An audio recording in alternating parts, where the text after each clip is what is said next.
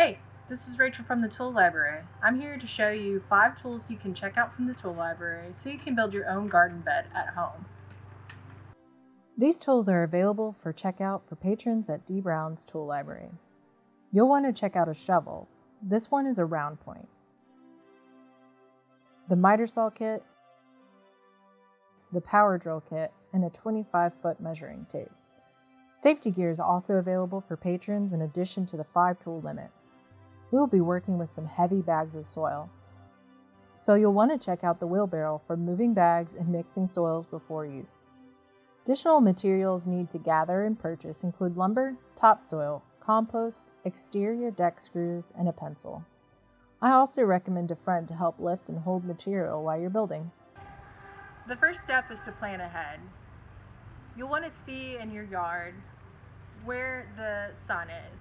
So you'll want to take a picture during the morning and one in the evening to kind of see where the sun is moving throughout the yard. You'll also want to decide how big you want your garden bed, and that will help you figure out what size wood to buy when you're at the lumber yard. Also, how deep do you want your garden bed, so that will help you decide how much soil you need to buy. We've decided to go with a 2-inch by 8-inch by 10-foot board that we'll be cutting down to make an 8-foot by 2-foot bed. After picking an area in your yard, measure the space to start your design. Many lumber yards offer on-site cutting, so feel free to skip the sawing yourself and have it cut at the store. I'm using measuring tape to mark at the 8-foot line on each side of the wood and a carpenter's square to draw a straight line between the marks where I will saw. However, you can use any kind of straight edge you have, like a notebook. We are placing our board in the jig to help guide the saw. You'll want to start slow to get the blade started and keep the blade straight on your line. Keep your hands above the blade if you can, or if you hold the wood, keep it away from the cutting line and tuck your thumb under your wrist. This saw works on the push cut. So add pressure as you push and none as you pull the blade towards yourself. Our wood was kind of high for this jig, but we flipped the board and cut on each side of our line. This saw would work well with a 6-inch board. I just want to talk about the drill for a second. Maybe this is your first time using a drill. We're going to be using 2 different driving bits. So we're going to use one to drill out the wood for the screw, pre-drill. You want to make sure the drill bit you choose is a little bit thinner than how thick your screw is.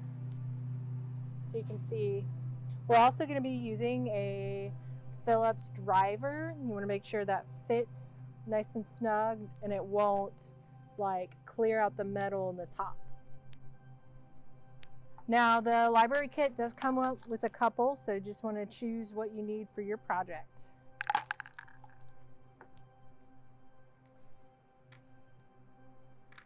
And the drill works by driving the drill bit in, right? And so there are 2 different buttons on it. One will spin out and one will spin back.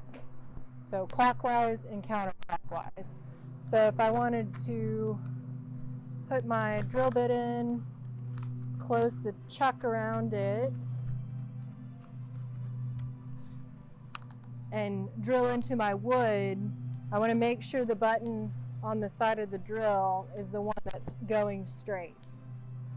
So you can see, and you want to take it slow, that it's spinning into the wood. And if I wanted to take it out, like if it gets stuck or something, I'm going to switch it to this other side and it will pull out.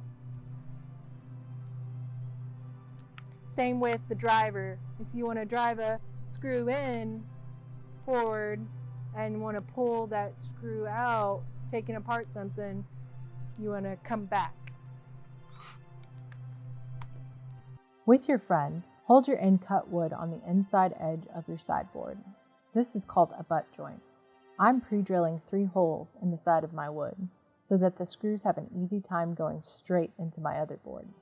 Measure about 3/4 from the edge of your sideboard. This should be about the middle of your inboard. Do not add too much pressure to the drill bit, as they can easily break and get stuck in your wood. The work should be on keeping the drill bit straight and not pushing it into your material. When you are driving a screw in, start slow. It should be easy to get started because of your pre-drilled hole. This type of bed in Arkansas will last around 5 to 7 years. Using the size of your bed, you can figure out the cubic yard of soil you will need. First, lay a single layer of cardboard or newspaper to prevent weeds from growing through your garden bed. We then added a thick layer of compost and used our feet to flatten it. Next, we mixed our compost and topsoil together in a wheelbarrow.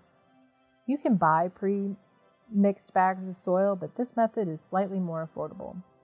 Plus, cheap compost can be bought from the city just outside of Little Rock.